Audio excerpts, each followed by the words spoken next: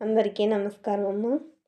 ఈరోజు మనం తెలుసుకుంటున్న అంశం ఏంటంటే 8వ తరగతి తెలుగులో 12వ పాఠ్యాంశమైన భువన విజయం అనే పాఠ్యాంశానికి సంబంధించి టోటల్ నోట్స్ను చూద్దాం. ఇంకా ఆలస్యం చేయకుండా వీడియోలోకి వెళ్ళే ముందు మన ఛానల్ని సబ్స్క్రైబ్ చేసుకున్న వాళ్ళు ఎవరైనా ఉంటే దయచేసి సబ్స్క్రైబ్ చేసుకొని లైక్ చేసి షేర్ చేసి మీ ఫ్రెండ్స్కు రిలేటివ్స్ అందరికీ సబ్స్క్రైబ్ చేసుకోమని చెప్పండి. నా ఛానల్ని సబ్స్క్రైబ్ చేసుకొని ప్రత్యక్షంగా పరోక్షంగా సపోర్ట్ చేస్తున్న వాళ్ళందరికీ పేరు పేరున ప్రత్యేకమైన హృదయపూర్వక ధన్యవాదాలు. ఇంకా ఆలస్యం చేయకుండా వీడియోలోకి వెళ్ళిపోదాం. మొదటి ప్రశ్న, భువన విజయం ఏ ప్రక్రియకు చెందినది? భువన విజయం అనేది సాహితీ రూప ప్రక్రియకు చెందినది. జాగ్రత్తగా స్క్రీన్ షాట్ తీసుకున్నాను. తర్వాత రెండవ ప్రశ్న, భువన విజయ సభలో మీరు సామాన్యుడు కారు రామకృష్ణ అని భట్టుమూర్తి ఎందుకన్నాడో రాయండి. జాగ్రత్తగా స్క్రీన్ షాట్ తీసుకోండమ్మా.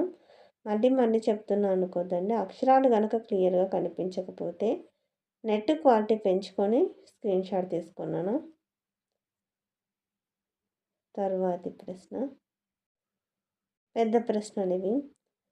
పాఠంలో ముక్కు తిమ్మన కవి చెప్పిన పద్యానికి భావం రాయండి. జాగ్రత్తగా స్క్రీన్ షాట్ తీసుకున్నామా. ఇంపార్టెంట్ క్వశ్చన్స్ ఇవన్నీ. రెండవ ప్రశ్న, తెలుగు భాష ఔన్నత్యాన్ని సొంత మాటల్లో రాయండి.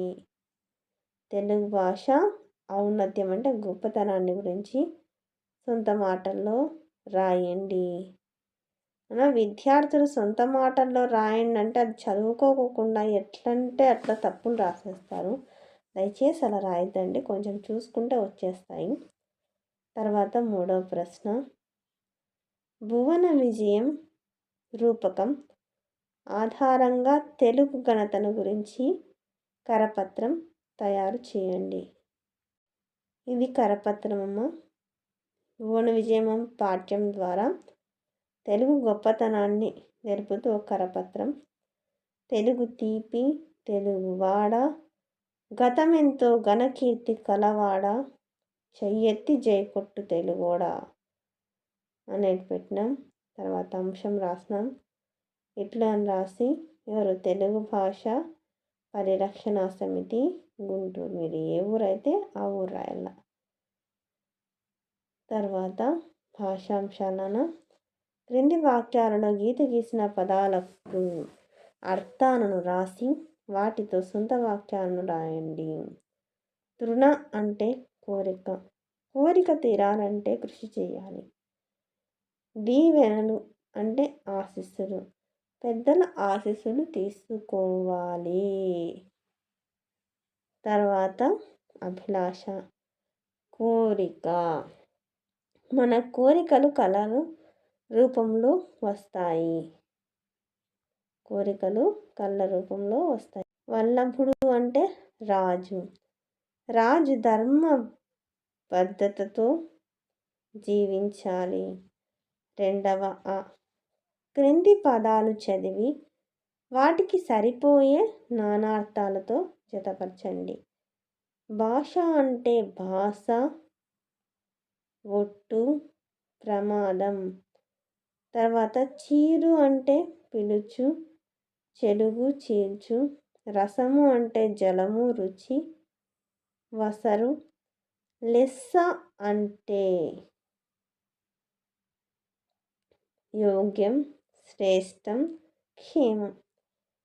ఈ క్రింది వాక్యాలను చదివి పర్యాయ పదాలను గుర్తించి రాయండి. తోక, వాలం, లాంగులం. చూపు, దృష్టి, ఆలోకనమే.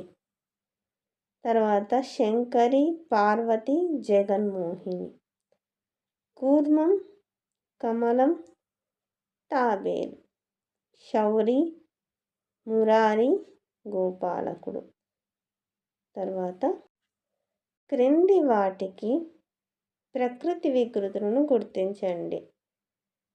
శర్కర అంటే చక్కెర, పద్యం అంటే పద్యం, విజ్ఞానం అంటే విజ్ఞానం. అందరికీ ధన్యవాదాలమ్మా. ఇంకా మన ఛానల్ని సబ్స్క్రైబ్ చేసుకొని వాళ్ళు ఎవరంటే దయచేసి సబ్స్క్రైబ్ చేసుకొని లైక్ చేసి షేర్ చేసి మీ ఫ్రెండ్స్కు రిలేటివ్స్ అందరికీ సబ్స్క్రైబ్ చేసుకోమని చెప్పండి. నా ఛానల్ని సబ్స్క్రైబ్ చేసుకొని ప్రత్యక్షంగా పరోక్షంగా సపోర్ట్ చేస్తున్న వాళ్ళందరికీ పేరు పేరున ప్రత్యేకమైన హృదయపూర్వక ధన్యవాదములు. అందరికీ ధన్యవాదాలు. దయచేసి వీడియోను మాత్రం స్కిప్ చేయొద్దు. ధన్యవాదాలు.